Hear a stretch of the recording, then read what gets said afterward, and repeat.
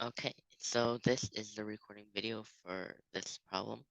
So a polynomial has um three positive integer roots, and the polynomial is x cubed minus ax squared, and then plus bx minus 2010.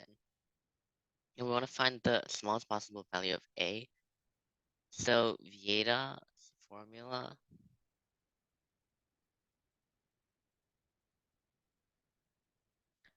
it gives you like the product, the sum, and the alternating sum for cubic polynomials.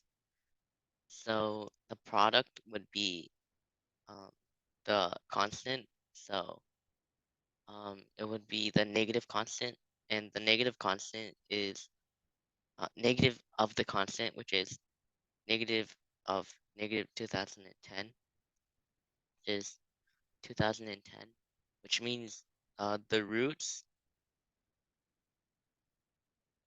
um, are the product of them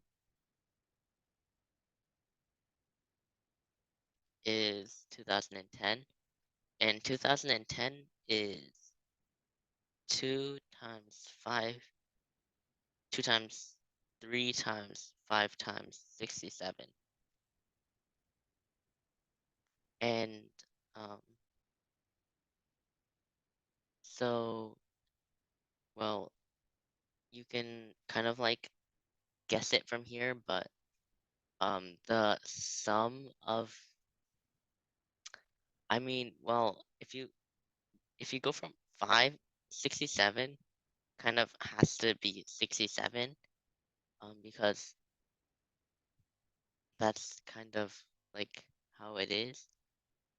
And um, well, okay, anyways, so we want to find the smallest possible value of a. So uh, the sum of all the roots is negative of negative a, which is a. So in other words, the sum of the roots, we'll call the roots r, s, and t.